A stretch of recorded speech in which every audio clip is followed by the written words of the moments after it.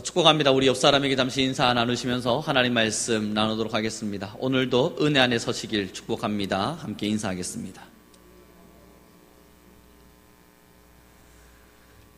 예전에 저희 때보다 훨씬 위의 선조 때의 기독교 안에서 이 교회가, 하나님의 교회가 교회됨을 잘 지키고 또한 이 교회가 영적으로 살아있는가를 보기 위해선 두 가지를 살피라 이야기했었습니다. 첫 번째는 성가대의 찬양을 통해 은혜 받을 수 있는가. 어쩌면 이 성가대라고 하는 자리 자체가 찬양을 익숙하게 하다 보니 영적인 충만함보단 그저 찬양의 습관의 자리에 설 수 있게 됩니다. 그러므로 오늘 함께하고 있는 이 찬양팀이든 혹은 우리가 함께하고 있는 이 성가대든 이 대표적인 찬양을 하고 있는 자들의 찬양의 앞에 섰을 때 예배의 참여자들이 은혜 받을 수 있는가, 그것으로 그 교회가 살아있는가를 평가하라 했습니다. 첫 번째는요. 그리고 만약 여러분들께서 오늘의 이 찬양을 통해서 은혜를 나누고 계신다면 그것은 교회의 살아있음을 증명하는 것일 겁니다. 그리고 교회의 살아있음을 또 판단하기 위한 두 번째가 하나님의 말씀을 듣고 찬양을 하고 기도를 하고 있는 성도들의 아멘의 소리의 크기를 판단하라 였습니다. 그래서 함께 나누어가는 이 말씀의 시간, 혹은 우리가 기도를 마쳐놓은 이후에 혹은 찬양을 하면서 손을 높이 들고 아멘 아멘 찬양하고 있는 모습의 현장들, 다시 말해서 우리의 입술을 통해서 하나님 그렇습니다, 이 말씀의 모든 것이 내게 적용되어지길 바라며 이 찬양의 모든 것이 나의 고백입니다, 이것을 한마디로 함축하여 아멘으로 함축할 수 있을 때에 이 아멘의 소리가 얼마나 생동감 있는가, 그것을 가지고 교회의 살아있음, 그 성도들의 영적인 수준, 영적으로 얼마나 깨끗하게 정결하게 일어나 있는지를 판단하라 그랬습니다. 그러나 이것은 우리 한국교회에 있는 그저 선조 때의 누군가의 이야기가 아니라 참 오랜 시간의 이야기들 속에서도 드러나게 됩니다. 구약 성경에도 살펴보면요, 에스라서의 말씀을 자세히 읽어보다 보면 이런 이야기가 기록됩니다. 모든 성도들이 일어나 하나님의 말씀을 받으며 주의 말씀 앞에 서서 아멘 아멘 큰 소리로 외쳐 하답다. 이것은 누군가에게 들려주기 위한 소리가 아니라 하나님의 말씀과 하나님의 찬양과 하나님의 기도를 우리가 은혜로서 누리게 될 때, 주님 그렇습니다, 나는 그러한 자입니다, 나는 하나님의 영광을 위해 쓰여질 것입니다, 이 말씀이 내게 온전함으로 적용되고 나 또한 그리 살 것임을 결단하겠습니다, 이것이 아멘이었습니다. 그러므로 우리는 오늘 우리 성민교회가 정말 영적으로 얼마나 살아있는가를 판단하기 위해서 냉철하게요, 정말 우리가 우리의 그냥 어느 정도의 감흥에 취해서 우리 교회는 살아있는 교회야 로 판단하는 것이 아니라 정말 냉정하게, 객관적으로 냉철하게 판단해서 우리의 이 찬양들을 통해서 우리 예배의 참여자들이 얼마나 많은 은혜를 누리고 있는가, 그리고 이러한 은혜를 누림이 여러분들에게 어떤 반응으로 나타나고 있는가, 정말 손을 높이 들고 아멘을 외치며 하나님 그렇습니다, 찬양의 가사 하나하나가 내게 적용되고 내 안에 일어나기를 원합니다, 또한 우리가 이제 말씀을 나눌 때에 이 말씀이 내 안에 그대로 꽃과 같이 피어지기를 원합니다 라고 하는 아멘이 우리 안에 살아있는가, 그것을 점검해 보셔야 될 것입니다. 이것이 교회의 살아있음을 점검하는 것임과 동시에 여러분 한 분 한 분 또한 교회이죠. 내 영적인 교회가 살아있는지를 판단할 수 있는 방법, 찬양의 은혜가 있으셨습니까? 또한 여러분의 입술에 아멘이 있습니까? 이 두 가지로 꼭 우리의 영적인 상태들을 확인하고 점검할 수 있는 우리 성민교회가 되길 바랍니다. 이제 우리 본문의 말씀 함께 보도록 하죠. 골로새서 4장의 말씀입니다. 2절의 말씀을 함께 읽도록 하겠습니다. 시작.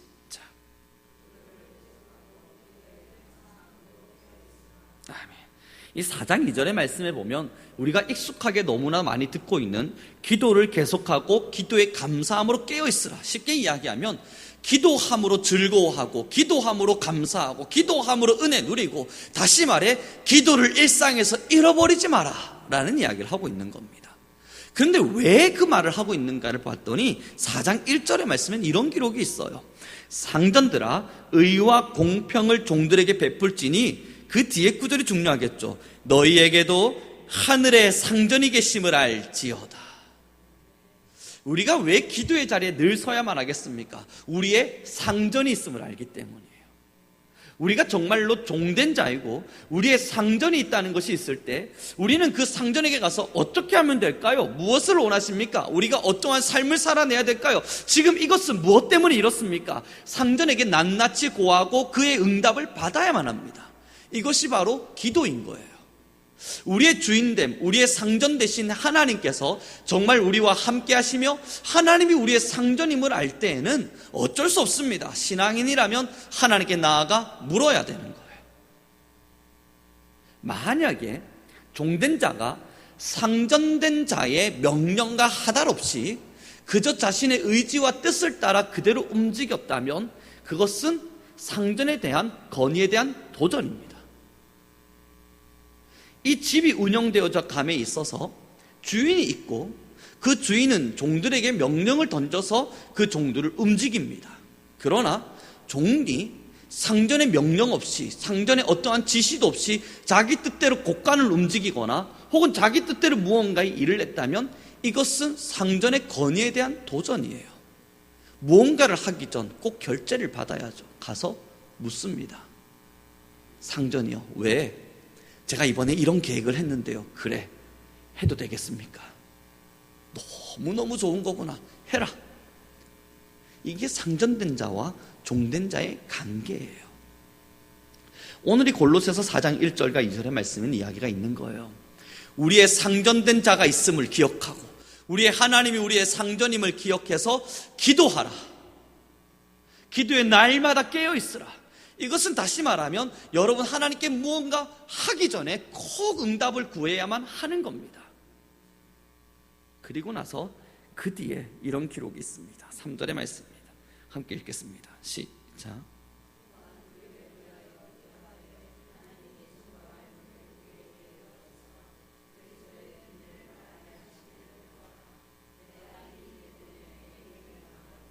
아멘. 2절 말씀까지를 읽어가며 그래, 우리가 이제 상전 되신 하나님이 있음을 아니 무엇을 하기 전 꼭 기도해야겠다라고 결심하고 있다가 3절을 읽는 순간 반성하게 되는 겁니다. 3절을 읽어가는 순간 왠지 부끄러움 앞에 서게 되고, 와, 사도 바울과 나는 정말 다르구나 라고 인정하게 되어지는 거예요. 왜 그러냐면요, 우리가 상전 앞에 기도해야 된다 이야기하게 될 때, 그래, 내가 하나님 앞에 서서 세상에 어떠한 일을 할 때 하나님의 결재를 받아야지. 그래, 내가 하나님 앞에 서서 뭔가 은혜를 구하고자 할 때에도 하나님의 결재를 받아야지. 여러 많은 생각을 할 수 있게 되는데 사도 바울이 뭐라 이야기하냐면, 하나님에 계신 상전이 있음을 알고 우리를 위하여 기도해 주는데 그 기도가 뭡니까? 내가 복음을 잘 전할 수 있도록, 내가 복음을 잘 전달할 수 있도록 이 복음의 문이 열릴 수 있기를 위해 기도해달라. 여러분, 상전에게 가서 구할 때에 나 월급 좀 올려주세요. 상전이요, 지금 내가 이 건의가 이거밖에 없어서 되겠습니까? 내 건의 좀 올려주십시오. 상전이요, 지금 내가 뭔가를 잘하고자 하는데 뭔가 잘할 수 있도록 좀 도움 좀, 힘 좀 실어주십시오 라고 하는 정도의 기도 내용이 아니라 오늘의 본문의 말씀이 뭘 기록하냐면 전도함의 문을 열어주십시오. 전도함의 문을 열어주십시오. 그걸 위해 중보해달라는 것입니다. 여러분, 한 번씩 우리를 돌이켜봐요. 우리가 한 번씩 돌이켜보면서 여러분 혹시 중보기도 내용 있으십니까? 여러분 혹시 누군가 여러분을 위해서 기도해주고자 할 때 무슨 기도를 해주길 원하십니까? 이야기할 때 저도 많은 중보기도의 요청들을 받기도 하고 이것을 위해 기도해달라 부탁을 듣기도 할 때 그런 내용들을 기록을 해봅니다. 그런데 참 오랜 시간 동안 저도 이제 오늘로 횟수를 따져봤어요. 정말 내가 사역자란 이름을 갖고 산 시간이 몇 년인가. 오늘 청년부 예배를 마치고 횟수를 따져봤습니다. 2004년에서부터 시작됐어요.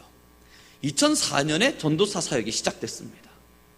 제가 2005년에 1월 달에 전역을 했는데 2004년 12월부터 그 교회 전도사로 등록이 돼 있었어요. 2004년 횟수로 따지면요, 2004년부터 2020년이니까 여러분, 이거 어마어마한 횟수의 숫자입니다. 이 시간의 시간 동안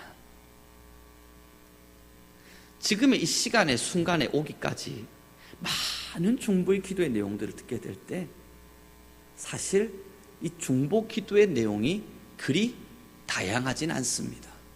건강, 자녀, 직장, 삶, 이렇게 네 가지로 분류해 보면 중보 기도는 다 끝나요. 자신의 자녀들을 위한 기도, 혹은 누군가와 나의 건강을 위한 기도, 혹은 지금 나의 직장의 문제와 혹은 가정 속의 어떠한 삶의 어려움에 대한 문제의 기도, 때때로는 삶이라 이야기되어지는 내가 영적으로 잘 살아갈 수 있길 바라는 기도. 중요한 건요, 저도 지금까지 사역의 현장 앞에 섰을 때, 중보 기도를 요청할 때 제가 복음을 잘 전할 수 있도록 중보해 주십시오는 제 기억 속에는 없습니다. 제가 전도를 하고자 합니다. 저의 삶에 복음을 위한 메인바되어서 하나님의 복음을 위하여 사용되기를 원하니 저의 삶의 현장 가운데에서 복음의 문이 활짝 열려질 수 있도록, 하나님의 말씀을 증거하는 이 위대한 현장에 내가 마음껏 쓰임받을 수 있도록, 이 문이 활짝 열려질 수 있도록 기도해 주십시오 라고 하는 중보 기도는 제 기억 속엔 없습니다. 선교사님들, 목사님들 빼고요.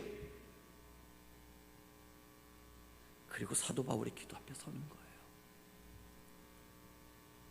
사랑하는 우리 선교 성도 여러분, 이 위대한 중보 기도의 내용을 살펴보면서 오늘 3절의 말씀을 다시 기억해보면 읽어보길 소망합니다. 3절입니다. 시작.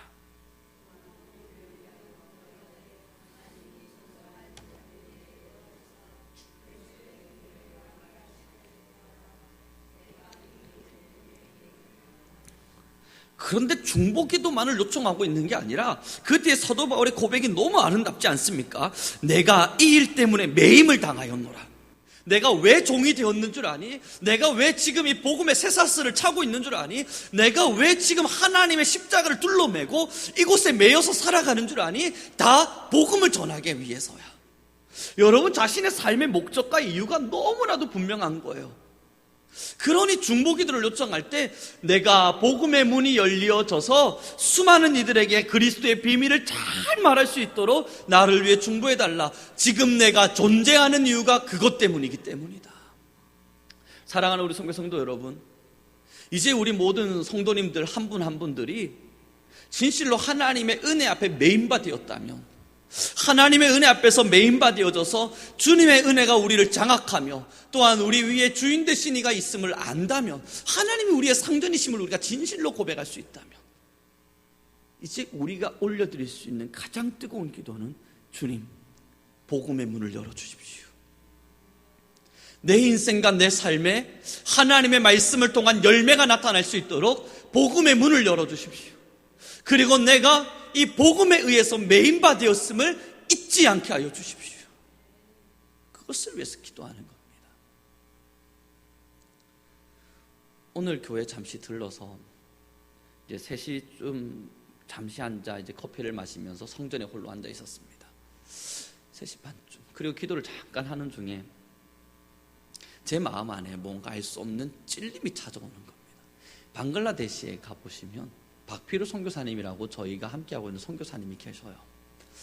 그분에게 저희 청년부에서 예전에 선교를 함께 지원을 해나가다가 어느 순간 그것이 끊어졌었습니다. 지속이 되지 않았죠. 그리고 저는 그것을 까맣게 잊고 있었고, 또한 양심의 어떤 찔림을 따라서 이메일이나 카톡이 오면 저도 모르게 잘 안 읽었습니다. 그곳에 중보기도의 내용이 있어요. 그 중보기도의 내용에 보면 지금 어떤 어린아이를 전도하고 있습니다. 그를 위해서 복음이 잘 들어갈 수 있도록 중보해 주십시오. 기도 제목이 있는데, 얼마 전에도 이메일이 왔는데 그 이메일의 내용을 보면 지금 한 교회 안에 이런 어려움이 있습니다. 이들에게 더 귀한 복음이 전달될 수 있도록 중보해 주십시오.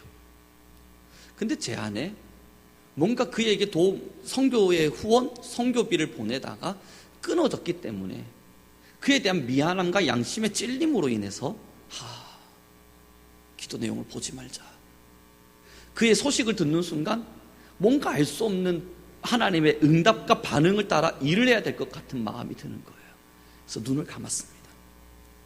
제 솔직한 마음입니다. 이메일이 오면 보지 않았어요. 가끔 열었다가 대충 쑥 읽고 제 마음에 크게 찔림이 와서 또 은혜가 감동이 돼서 막 이분을 어떻게 도와줘야 될까요? 하나님 기도하게 될까봐 이게 무서워서 이메일을 닫았습니다. 카톡이 오면 빨리빨리 지워버렸어요.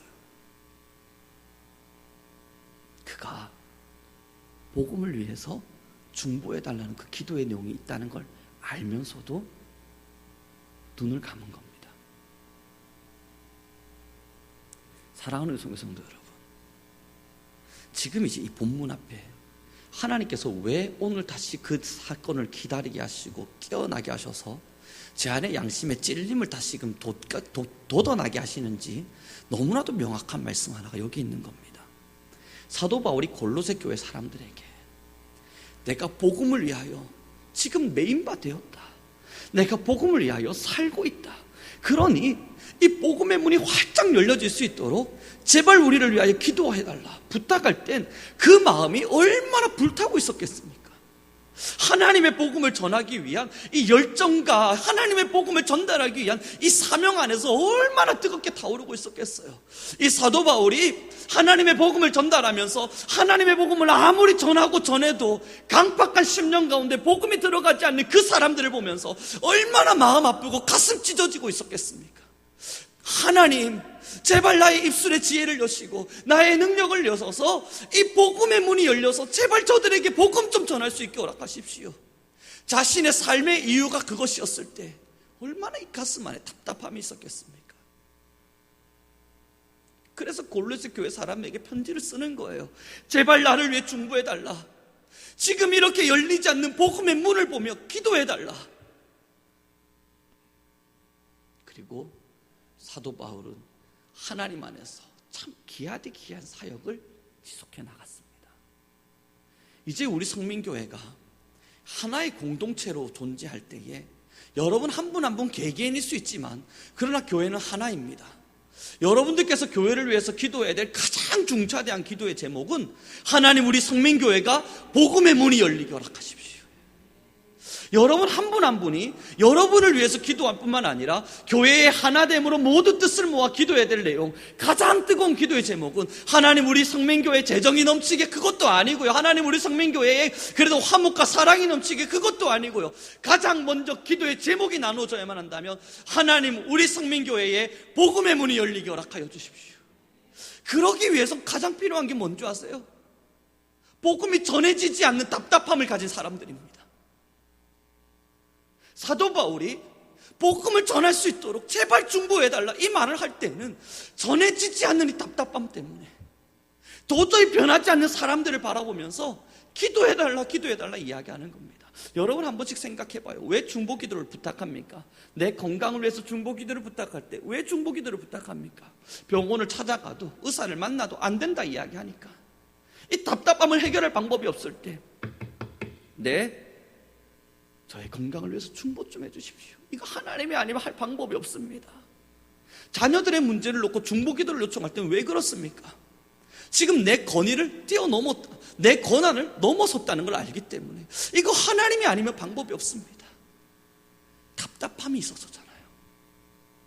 마음에 알 수 없는 답답함이 있을 때 혼자의 기도만으로는 도저히 이겨낼 수 없을 때 누군가 함께하고 있는 동력자를 찾아가 나를 위해 기도 좀 해주시겠습니까?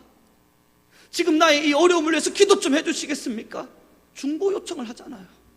사도 바울이 복음을 위해 중보기도 해달라 골로새 교회에게 편지를 쓰고 있음은 복음을 전하며 이 답답함을 견딜 수 없어서 이거 혼자 힘으로 이룰 수 없는 것을 알기에 중보기도를 요청하고 있는 거예요.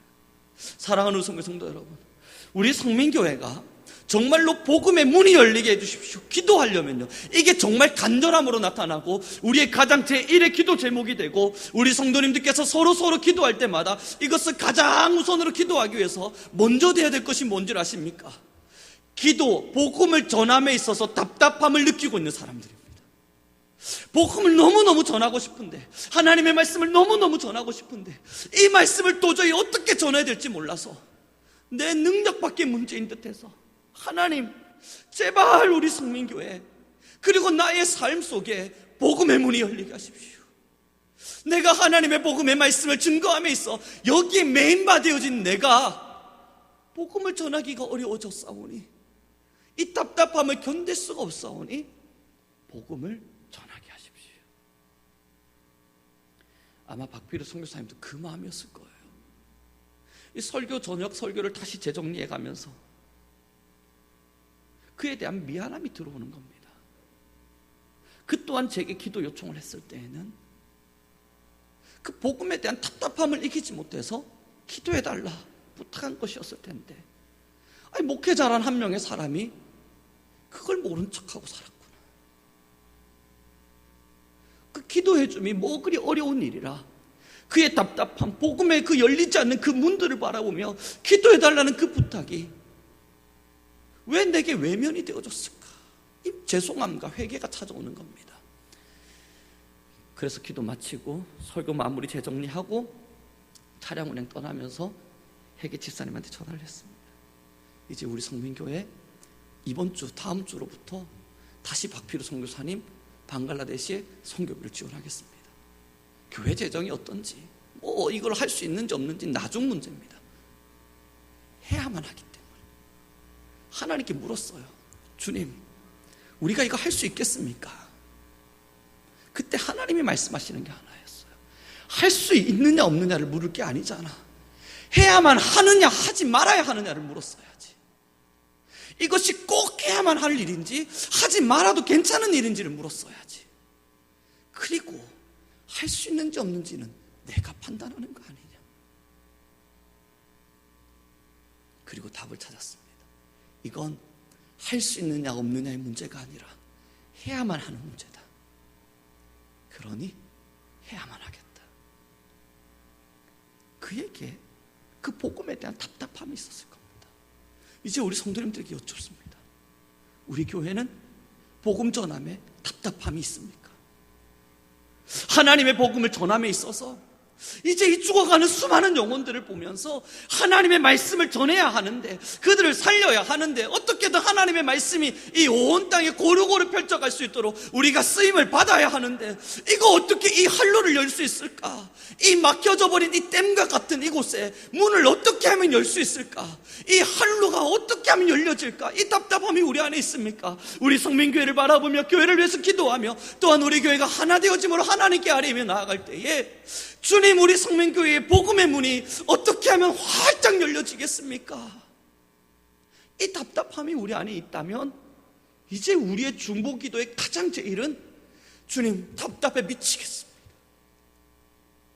이거 도저히 답을 찾을 수가 없어서 너무너무 어렵습니다. 그러니 복음의 문을 열어주십시오. 복음의 문을 열어주십시오. 이번 주 중에 교역자와 함께 이제 홍 목사님이랑 함께 이야기를 나누다가 제자 훈련에 대한 이야기를 나눴었습니다. 5월에 사역이 있다면, 그리고 다음에 사역이 있다면 이제 우리는 조금 더 제자 훈련에 집중하겠다. 하나님의 제자를 삼는 것, 하나님의 진실한 제자로 이끌어내는 것에 우리의 사역이 집중될 것이다. 이야기하면서 이런저런 대화를 나누다가 제 안에 한 가지 푸념처럼 홍 목사님한테 말하게 되어진 것이, 제가 이 제자 훈련에 관련된 책은 한 70여 권, 80여 권을 읽었습니다. 이제 한국 땅에 유명하다는 제자훈련 책은 읽을 만큼 읽었어요. 그런데 모르겠어요. 이 모르겠음에 대한 답답함이 새벽 예배 때마다, 기도의 자리에 설 때마다 늘 찾아옵니다. 하나님이 한 명의 목회자가 돼서 이 영혼을 살리는 설교를 할 수 있어야 되는데, 이 사람들이 그냥 기뻐하는 정도의 설교가 아니라, 사람들이 만족하고 어이구 좋은 설교였네 정도가 아니라, 이 설교를 듣는 자들이 영혼이 살아나는 역사가 있어야 하는데, 그리고 영혼이 죽어가고 있고 영혼이 힘겨워하고 있는 자들이 있다면 하나님께서 보내주심으로 말미암아 또 그 영혼을 살리는 목회자로 살아야 하는데, 하나님 그것이 분명한 제자 훈련일 텐데 이거 어떻게 해야 될지 모르겠습니다. 도대체 뭐가 영혼을 살리는 기도입니까? 어떻게 하는 설교가 진짜 영혼을 살리는 설교입니까? 아무리 제자훈련 책을 살펴봐도 그에 대한 답을 못 찾겠는 겁니다. 영혼을 살리는 설교가 뭘까? 영혼을 살리는 목회자로 산다는 건 도대체 무엇을 이야기하는 걸까? 어떻게 해야 이 영혼을 위해서 살아갔던 목회자라, 그렇게 하나님 앞에 칭찬받는 목회자로 설 수 있을까? 아무리 책을 찾아봐도요, 프로세스는 있어요. 이 방법론들은 분명히 있어서 설교는 하루에 1시간 반 정도의 설교를 하고 또 제자 훈련을 할 때는 1단계, 2단계, 3단계, 5단계를 통해서 이런 과정을 거쳐가고 그런데 하나도 제 마음에 와닿지가 않는 겁니다. 그 방법이 궁금한 게 아니에요. 본질적으로 과연 뭐가 영혼을 위한 것인지, 어떤 설교가 정말 영혼을 살리는 설교가 될 수 있을지 답답함 앞에 서게 되는 겁니다. 이 답답함이 차오르다 보니 기도의 자리에 서게 됩니다. 사랑하는 우리 성도 여러분, 이제 우리 성민교회 그리고 저라고 하는 목회자, 또한 함께하고 있는 구역장님들, 교구장님들, 그리고 우리 청년들부터 모두 함께 우리 교회를 위해서 기도해야 된다면 제1의 기도의 제목은 주님, 복음의 문을 열어주십시오. 전하고 싶어요. 영혼을 살리고 싶어요. 어떻게 하면 이 영혼을 살릴 수 있는 것이 맞는지 너무너무 궁금해요. 저의 영혼만 지키라 하면 저는 할 수 있겠습니다. 저의 한 명의 영혼만을 잘 지키면서 하나님께로 인도해 가라 하면, 저의 영혼만 이끌고 가는 거라면 그건 뭐 그리 어렵지 않을 것 같습니다. 저는 주님을 사랑하니까, 이 말씀에 메인바되어서 살아갈 의지가 있고 성령 하나님께서 지금 저에게 임재하고 있음을 저는 아니까, 그런데 각박하실 만큼 딱딱하게 굳어버린 그 영혼들에게 어떻게 성령을 전달해야 될지를 모르겠어요.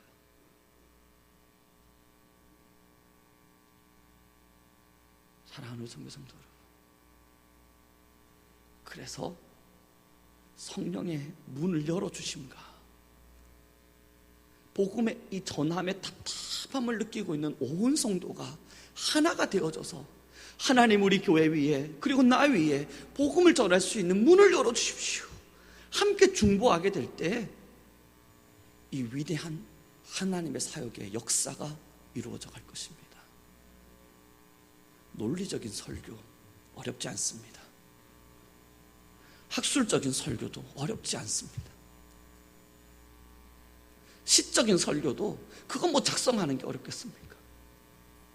그러나 영혼을 살리는 게 어려운 거예요. 그래서 오늘의 본문입니다. 3절의 말씀을 다시 읽어보도록 하겠습니다. 함께 읽겠습니다. 시작.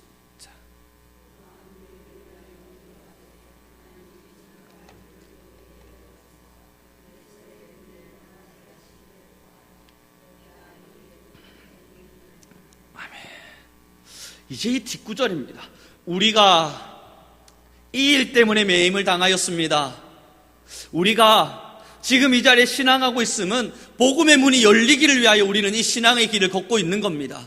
우리가 지금 이 자리에서 예배하고 있음도, 저도 사역자라는 이름으로 앞으로의 인생들을 들여감도, 우리 성도님들 한 분 한 분도 정욕을 제어하고 하나님의 사람으로 살아가고자 하는 이 삶을 살아내고 있음도 이 일 때문에 매임을 당한 것입니다. 여러분, 이 일을 하나님께서 우리에게 맡겨주신 거예요. 맞잖아요. 주님이 올라가시는 그때 우리에게 명하신 바가 뭡니까? 너희는 가서 제자를 삼아 아버지와 아들과 성령의 이름으로 세례를 주고 내 증인이 되라. 이게 우리가 알고 있는 말씀입니다. 하나님의 증인이 됨. 이 일로 인해서, 이 일 때문에 하나님이 우리를 사로잡으셨고 우리와 함께하고 계시고 또한 우리에게 지금도 명하고 있습니다. 여러분, 이 일을 해나가다가 답답함을 경험하게 되면 이제 들어오셔야 되는 거예요. 이 일을 어떻게 하면 해결할 수 있을까? 언젠가 저의 아내가 병원에 일을 하면서 계속 뭔가를 막 공부를 하고 있는 겁니다. 제가 뭐예요? 하고 물어봤더니 오랫동안 수술을 안 하다 보니 이제 그걸 까먹게 되어져서 병원에 갔더니 자기가 기억이 안 나는 부분들이 있더라는 겁니다. 수술을 하는 현장 속에서요. 그래서 유튜브를 통해서 그 영상을 찾아보면서 계속 다시 공부하고 있는 겁니다. 그렇게 공부함으로써 뭘 하고자 하는 거겠습니까? 자기가 그 안에서 일을 할 때 답답함을 느낀 거 아니겠어요? 빨리빨리 일을 도와서 간호사로서 뭔가 일을 해야 되는데 기억이 안 나니까 이걸 어떻게 해야 될지 모르겠으니 멍하게 되고, 그 멍하다 보니 자기 스스로의 자존감이 낮아지게 되고, 그러니 그날 저녁에 와서 피곤함에도 공부를 하면서 빨리빨리 준비하는 거 아니겠습니까? 하나님의 말씀을 증거하는 증인이 그렇습니다. 우리 안에 왜 답답함이 없는 줄 아십니까? 우리 안에 왜 답답함이 없는 줄 아십니까? 전하려 하지 않았기 때문입니다. 전해보면 내가 도대체 무슨 말을 해야 될까? 어떻게 전해야 될까? 어디로 가야 될까? 어떻게 증인의 삶을 살아야 될까? 답답함을 경험하게 되고, 그 답답함이 기도의 자리를 찾게 만들 겁니다. 그 답답함이 성경 공부 자리를 만들어 줄 것입니다. 그 답답함이 끊임없는 질문과 의문 속에 무엇이 하나님에서 사람으로 살아가는 방법입니까? 내가 어떻게 해야 복음을 전할 수 있겠습니까? 이 사람에게 하나님을 전하고 싶은데 어떻게 가야겠습니까? 끊임없이 중보 기도를 요청하며 말씀을 연구하게 될 것입니다. 사랑하는 우리 성도 성도 여러분, 우리가 맡은 사명은요, 증인된 삶입니다. 이것이 우리에게 주어진 사명입니다. 하나님이 우리에게 명하신 명령이고, 우리가 죽는 그날까지 이루어야 할 우리의 일입니다. 신앙인으로서 갖고 있는 일, 신앙이라고 하는 직업이 있다면 이 신앙의 직업이 마땅히 해야 될 일은 증인된 삶을 살아내는 것입니다. 그렇게 살아갈 때 어떻게 살아야 될지 몰라서, 이걸 도대체 어떻게 증거해야 될지 몰라서 여러분 모두 답답하셔야 됩니다. 목회자는 평생 영혼을 살리는 설교가 무엇인지를 고민해야 된다 들었습니다. 이 답답함이 사라진 것이 사실은 목회자가 성숙한 것이 아니라 하나님의 말씀 증거함을 포기한 것이라 배웠습니다. 목회자만 그런 게 아닐 거예요. 우리 성도님들도 하나님의 말씀에 대한 증거함에 대한, 하나님의 말씀을 증언함에 대한 이 간절함이 없다면 어쩌면 우리가 성숙해서 다 알고 있는 것이 아니라 하나님의 일함, 하나님이 우리에게 명령하신 명령을 포기한 걸 것입니다. 우리 옆 사람에게 좀 인사 나누도록 했으면 좋겠네요. 함께 인사 나누겠습니다. 내가 그리스도의 증인입니다. 다른 걸 다 포기해도 이걸 포기하면 안 돼요. 구제를 포기할 수 있어요. 선교적 교회를 꿈꿔가면서 구제를 포기할 수도 있고, 힘든 자를 보면서 눈을 감을 수도 있어요. 그런 건 포기할 수 있어요. 포기하면 안 되겠지만 굳이 포기해야 된다면 그걸 포기해도 돼요. 그러나 복음을 전하는 증인의 삶을 포기하면 다 포기한 겁니다. 그럼 교회가 어려운 사람, 힘겨운 사람들을 다 열심히 정말 힘껏 돕고 있어요. 그러나 복음을 전하는 사람이 없네요. 이건 복지가 아니에요. 교회의 본질은 복음에 대한 열정입니다. 증인된 삶의 사역에 대한 열심입니다. 이것이 우리 안에 있을 때 교회는 교회로서의 하나님의 일함을 충분히 이끌고 있을 것이라 확신합니다. 사랑하는 성도 성도 여러분, 지금까지 참 열심히 증인으로 살아오셨을 겁니다. 그래서 아마 다들 답답하실 겁니다. 저도 아는 것 한 가지가 있다면, 근 20여 년의 시간을 사역자로 살았지만 앞으로 살게 될 30년의 시간을 사역자로 또 살아가도 여전히 영혼을 살리는 일이 무언가 주님께 물어야 할 것입니다. 도대체 영혼을 살리는 이 사역이라고 하는 것이 어떻게 해야 되는 것인지 늘 가슴 찢는 아픔으로 서 있어야 될 것입니다. 혹 제가 그러한 자세가 아닌 다른 모습으로 여러분 앞에 서 있을 땐 우리 목사님이 드디어 성숙하셨구나, 그렇게 보시면 안 돼요. 변질됐구나. 영혼을 향한 사랑의 변질이 일어났구나. 하나님의 증인된 삶에 대한 사명을 잃어버렸구나. 그렇게 보셔야 됩니다. 제가 이 설교를 던져가면서도 익숙한 듯 아무렇지도 않은 듯 편안하게 막 농담하며 설교하고 있거든. 여러분 저를 보시면서 야, 이제 능숙해지셨네, 그렇게 보시면 안 돼요. 이제 변질되기 시작했구나, 그렇게 보셔야 합니다. 이 자리에서 저의 사사로운 개인적 농담으로 40분을 채워가기도 하고, 정치 이야기로 50분을 채워가다가, 그러다가 이게 도대체 무슨 말을 하는지도 모르게끔 이런저런 이야기하다가 끝나는 설교 같다면, 여러분들이 느끼실 때에도 이건 정말 영혼을 위한 거 아니야, 라고 느껴지시고, 이거 세상적인 이야기 아니야? 이거 그냥 삶의 이야기 아니야? 라고 정도만 느껴지신다면 우리 목사님이 능숙한 설교를 이제 이룰 수 있는 사람이 되었구나, 박수 칠 일이 아니라 변질됐다, 저 사람 변질됐다, 그렇게 보시면서 저를 위해 회개하며 또한 저를 위해 금식하며 중보해 주셔야 될 순간이 온 겁니다. 그럼 이제 여러분, 우리 교회도 마찬가지예요. 이제 우리 교회가 안정적이어졌다, 그거 중요한 거 아닌 거 아닙니까? 이제 우리 교회가 그래도 우리의 공동체 정도는 유지할 수 있게 되어졌다. 하나님은 그거 단 한 번도 원한 적 없어요. 교회가, 예루살렘 교회가 핍박과 박해 가운데서 다 찢어져도 복음을 위하고 있을 땐 그 교회는 교회였습니다. 복음을 위하여 모든 자들이 박해 속에서 찢어지는 고통과 아픔 속에 살아가 있을지라도 복음을 전하는 사명 앞에 서 있다면 그 교회는 교회로서의 사명을 충실히 다하고 있었던 겁니다. 우리는 안정적인 교회를 꿈꾸지 않습니다. 복음을 전하는 교회, 복음의 문이 열려져 있는 교회, 어떻게 하면 이 복음을 전할 수 있을까, 그걸 고민하면 날마다 기도하는 성도, 그것을 위해 기도하는 목회자, 그렇게 교회가 하나가 되어지는 게 중요해요. 서로 마음이 맞는 하나가 아니라 복음을 위해 울고 있는 사람들로 하나가 되어지면 돼요. 서로 뜻이 맞아서 꽃놀이를 같이 갈 수 있는 사람들로 하나가 되는 것이 아니라 우리는 복음을 위해 어떻게 하면 이 복음을 전할 수 있을까로 울 수 있는 눈물로 하나로 뭉쳐지면 됩니다. 서로 마음이 좀 안 맞아도 괜찮아요. 저 사람이 미워 보여도 괜찮아요. 저 사람이 하는 일이 도저히 마음에 들지 않아도 괜찮아요. 어떻게 마음에 들겠습니까? 평생을 같이 살아도 마음에 들지 않는다 그러는데, 부모도 그 자녀를 보면서 마음에 들지 않을 때가 한두 번이 아니라 그러는데, 우리 마음이 어떻게 다 마음에 들겠습니까? 그러나 교회가 하나 되었다는 건요, 눈물이에요. 복음을 향한 열정. 우리 모두의 방향은 다를 수 있습니다. 각자 하나님을 섬겨가는 방향들, 교회에서 헌신하고 충성하는 방향들은 다 다를 수 있지만 그 방향이 다르다고 해서 우리가 걸어가는 길이 다를 수는 없어요. 아니네요. 방법은 다를 수 있어요. 그러나 방향이 다르면 안 돼요. 수정합니다. 우리가 하나님을 섬기는 방법들의 차이는 있을지 모르나 방향이 다르면 안 돼요. 복음을 위한, 하나님을 위한 말씀을 마무리 짓기를 소망합니다. 여러분, 이제 우리 성민교회 정말 복음의 메인바 되었습니까? 우리 성민교회 복음의 메인바 되어져서 하나님의 사역을 꿈꾸고 있다면 이제 우리가 돼야 될 일은 하나님 우리 교회가 하나 되게 하십시오. 하나님 우리 교회가 복음의 눈물로 하나 되게 허락하십시오. 복음을 전하고자 하는 열정으로 하나가 되게 허락하십시오. 그래서 복음을 어떻게 하면 전할 수 있는가, 이 답답함과 갈급함이 온 성도 안에 있게 허락하여 주십시오.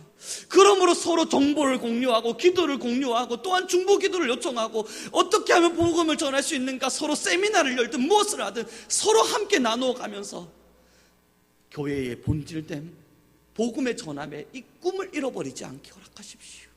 우리는 이러한 기도로 이 교회를 하나로 묶어야만 합니다. 만약 교회의 안정하에 우리가 만족할 수 있다면 여기서부터 변질입니다. 우리가 만약 교회의 평안함과 혹은 교회의 어떠한 부유함 속에서 우리가 안정을 찾을 수 있다면 여기서부터 이미 변질은 시작되어져 버린 겁니다. 복음을 위할 수 있는가? 복음을 전하지 못함에 대한 답답함이 있는가? 영혼을 살리지 못함에 대한 갈급함이 있는가? 이것이 우리 교회의 하나님 안에서의 은혜의 잣대가 되길 간절히 소망합니다. 기도하겠습니다.